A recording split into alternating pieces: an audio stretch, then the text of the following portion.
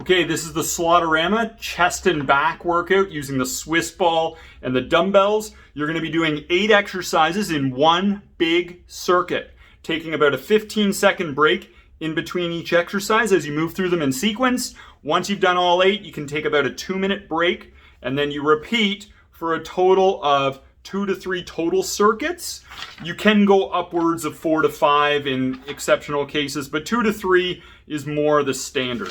We're going to get started with the overhand bent over rows with your butt on the wall. So for this one here, you're going to be taking the weights.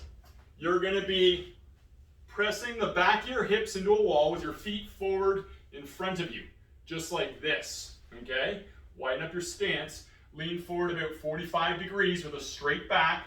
You got an overhand grip. You're pulling the dumbbells up and beside the waist just like this. Squeeze for a second at the top, lower back down and repeat. Okay, so this is going to be working the upper back muscles, a little bit of the lower back muscles. As a progression, you would do this without leaning your back of your hips against a wall. So you'd be doing this freestanding. Now just a word of caution, this is very posturally demanding to do a bent over dumbbell row without losing your form. Common form faults include slouching the low back. It includes, just pulling with the arms without focusing the movement from the shoulder blades. So you want to think about moving the whole shoulder girdle as you're doing this movement. Think about initiating it from the shoulder blades. And then even having poor posture with your head, like looking down, you want to keep your entire spine in a straight line. If you wanted to progress this movement even further, you could include a pump at the top, where you just go a little pump at the top, back down, pump at the top, back down. Once you're done that one there, we're going to go on to the Swiss ball dumbbell pec fly. So you'll begin sitting on the ball, rest the dumbbells on your lap, like this. You're going to walk your way forward, hips up all the way, and arms up. You're going to keep a slight bend in the elbows, like a 5-degree bend. Then you arc the dumbbells all the way out to the sides, and then you hug them together like you're hugging the big trunk of a big tree or a big barrel, okay? So it's just like this. And I'm going to give you a different view of that motion, just so you can appreciate the movement here. My hips are up, so I got the dumbbells together like this. You can see there's a subtle bend in the elbows. I'm arcing it out to the sides, then back up. And that's really going to target the pec major, okay? And at a pace like this, that would be a good solid pace for that motion in particular. Now, the next one we're going to be doing is the rows with your butt on the wall again. However, this time we're using a different grip. In the first set, we were using an overhand grip, which is harder compared to the other variations. In this set, we're going to be using an underhand grip, which gets in a little bit more of the biceps. So, just like so, feet apart, butt on the wall, lean forward 45 degrees, underhand grip, I'm pulling it up to the waist, lower down and repeat. Try to initiate the movement from the shoulder blades. The arms are more secondary. That way we don't do an arm dominant row here. We want to get as much of the torso in, upper back as possible. Holding for a second at the top is very common with this one here, so and then lowering back down, lowering back down. Once again, as a progression, you could do this with your butt off the wall, and you could do it with a little pump at the top. Little pump, back down, okay? The next one is a Swiss ball dumbbell incline chest press with a twist. That's a mouthful.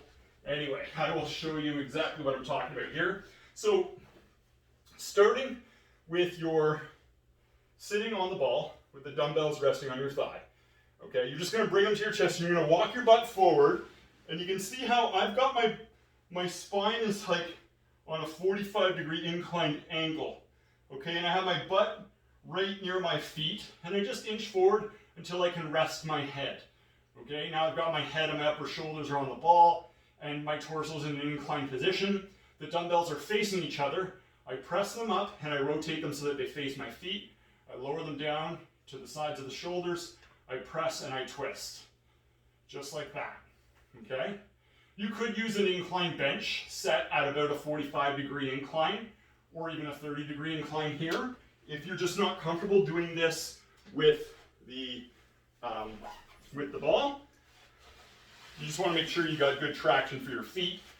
Make sure you have your head resting on the ball. We don't want to turn this into an isometric neck exercise where you're holding your head up in the air the whole time.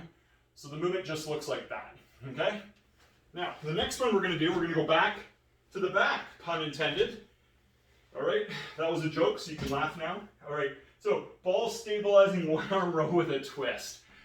Have one hand like a post arm on the ball, feet wide apart. This arm is down like so.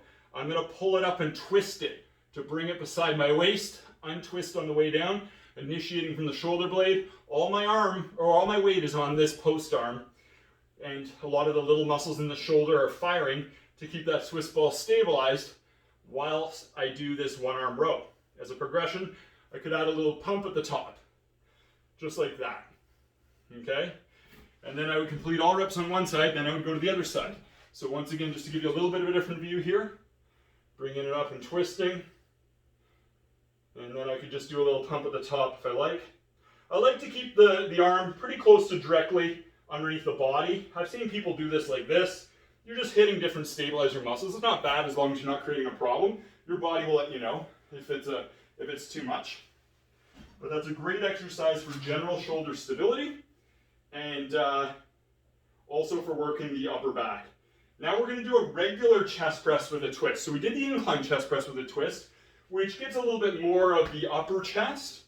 This is going to hit a little bit more of the mid chest, okay? So sitting, or you can just basically get into this hip bridge position with the weights beside your shoulders, press the weights up and twist them, lower them back down, repeat. It's important to keep your hips pushed up all the way during this exercise, okay? So my hips are up all the way just to help standardize that angle for the pressing motion, just so that we're targeting the muscles from all the different angles. And as a progression here, you know, for the chest presses, you could always do a little pump at the bottom. That'll get a little bit of the chest. If you do a pump at the top, it's a lot of triceps, so I prefer not to do the pump at the top unless we have good rationale for it, such as the fact that, you know, if you're a person who's very competitive with the bench press and your limiting point is near the top, when you're doing a maximum lift and you just find you just get close and you can't lock it out, then I might give you an exercise like this where we focus on those pumps at the top to be able to focus your development to be more capable in that aspect of the range. All right, now the next one we're going to be doing is the Swiss ball straight arm pullovers. Now for this one here, we're going to be using a single dumbbell, and you're kind of doing, you're in the same position we were just in for the chest press. Except for this one here, I'm just going to show you the grip. The grip looks like this, okay? So you can see I kind of have a triangle on the weight. So it's like my hand's like this, triangle, okay?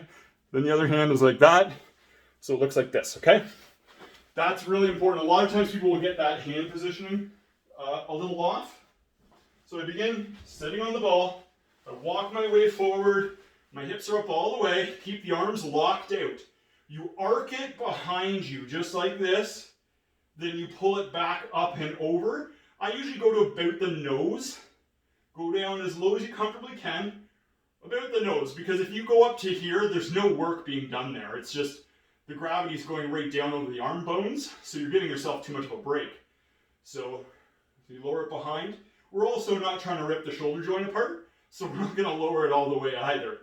Okay, this is good for working the serratus anterior muscle, which helps with shoulder alignment, particularly with the shoulder blade. It also works the lats and the pecs. Okay? Perfect, just like that. You'll get a nice stretch on that one. And the final exercise here, and for that one for progressions, I just say go heavier if you want to progress that one. The final exercise here would be the Swiss ball push-ups. Now for this one here, you would begin, I always get people to put their hand on the ground and then put the ball under your thigh. Then if you want, you can walk your way forward to make it more difficult. But once again, this is the end of the circuit, so you probably don't want to make it too hard. So I've got the ball under my thighs like this. Then I allow my elbows to bend out to the side and back, like at a 45-degree angle. Then I press myself up. So I'm just kind of bringing my face close to the floor, press myself up.